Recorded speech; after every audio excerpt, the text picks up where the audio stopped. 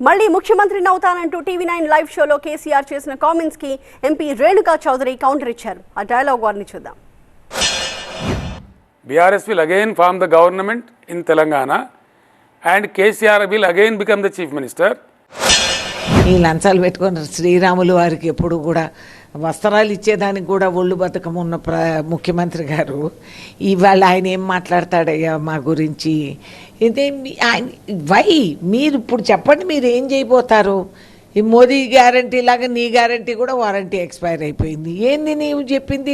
Double బెడ్రూమ్లు, ఇంకా తొక్క మసానము, దళితుని సీఎం, ఇప్పుడు 50 మంది వచ్చేస్తున్నారు కాంగ్రెస్ పార్టీ నుంచి నా దగ్గరికి, నేనే సీఎం. అంత అధికార దాహమా?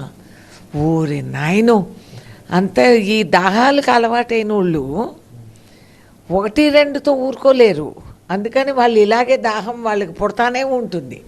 అది అధికార దాహం వచ్చు, పదవి దాహం ఉండొచ్చు, పదవి దాహం ఉండొచ్చు, ఎన్నో ఉంటాయి అట్లాంటివి. అదొక వ్యాధి. ఉచితంగా చికిత్స మేము చేయించగలం.